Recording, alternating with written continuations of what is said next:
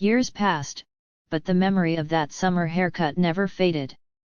Priya was now 14, taller, more independent, but the shadow of her past haircuts still haunted her.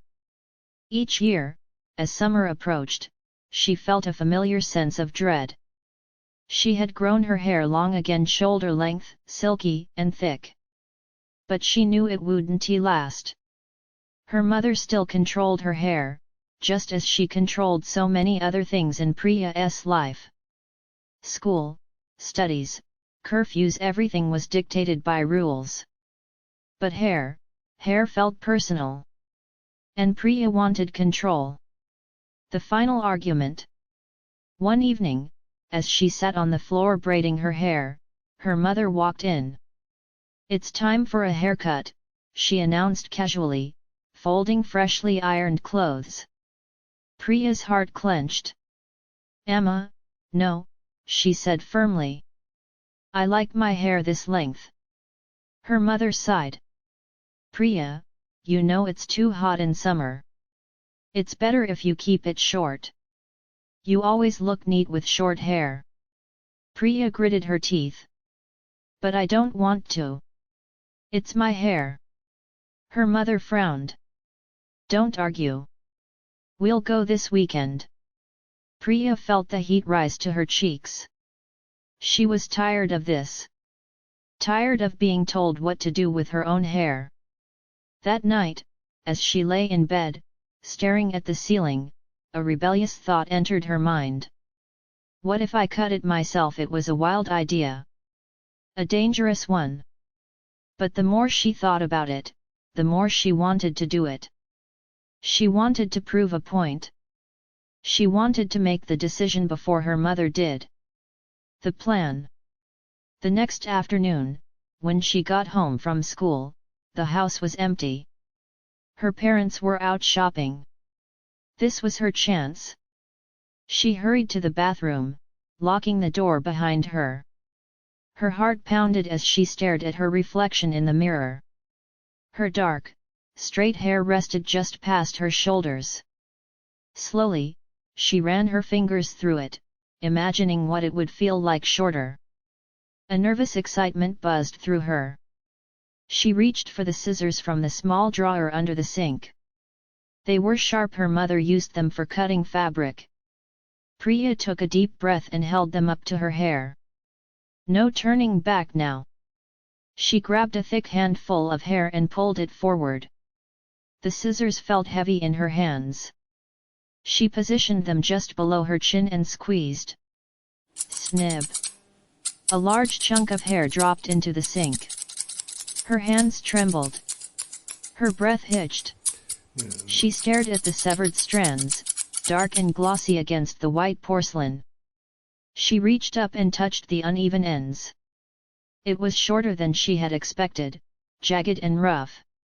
But there was no going back. A strange thrill ran through her. She lifted another section and began cutting again, this time with more confidence. Snip! Snip! Snip! Hair fell all around her, on the sink, on her shoulders, onto the bathroom floor. The sound of the scissors was sharp, rhythmic, almost hypnotic. She looked at herself in the mirror. The hair on one side was much shorter than the other, a messy, choppy disaster. She laughed nervously. "I look crazy," she whispered to herself. But she didn't stop. She kept cutting, evening out the sides as best as she could. The back was harder. She twisted her head, struggling to see. She had to go by feel alone, snipping cautiously, hoping she wasn't making it worse. By the time she was done, her hair was barely reaching her ears, an uneven, shaggy boa cut. She gasped. It was awful. Crooked, choppy, and nothing like the sleek styles she had seen in magazines. But it was hers. She had done it. Reality sinks in. As the adrenaline faded, panic took its place. What had she done? Her mother would be furious. Her teachers would ask questions. Her friends would laugh. Her heart pounded as she tried smoothing the uneven ends, but there was nothing she could do. Hair covered the floor, a sea of dark strands. She crouched down, gathering them with shaky hands, stuffing them into a plastic bag. She had to hide the evidence. She quickly wiped the sink, brushed off her clothes, and threw the bag deep into the trash. Taking a deep breath, she turned to the mirror one last time. She looked different. Her face, once framed by soft locks, was now fully exposed. Her large brown eyes seemed even bigger. She touched the short strands at her nape, feeling the lightness. It wasn't perfect, but it was hers.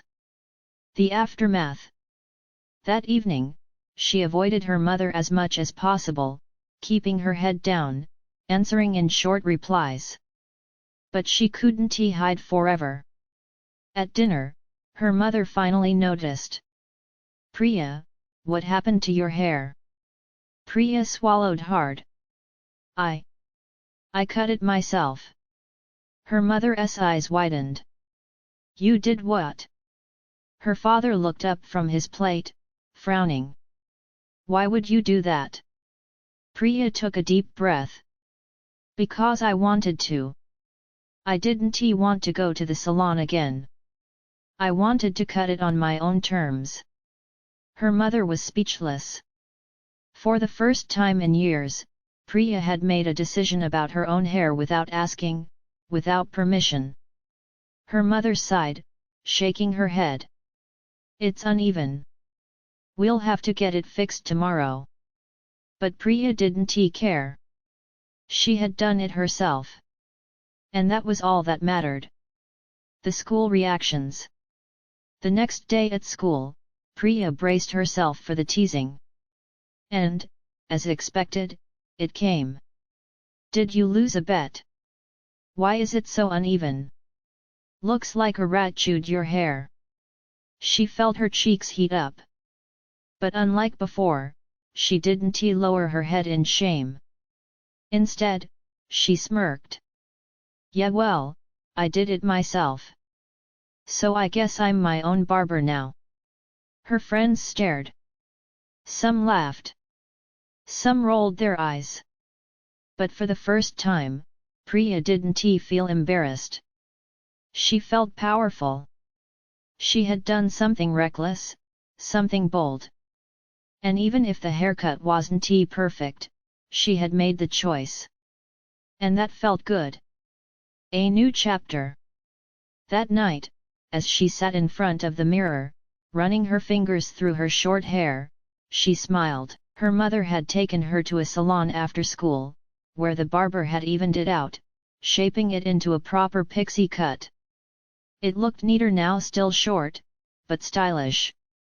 She tilted her head, studying herself. It was strange. She had spent years dreading short hair. But now that it was her own decision, she didn't mind it at all. In fact, she kind of liked it. A small, mischievous thought crossed her mind. "Maybe next time, I'll go even shorter." She grinned. For the first time in her life, she looked forward to her next haircut. Because now, she was the one in control. And nothing had ever felt better. To be continued. Next, Part 3. College Boycut at the barbershop.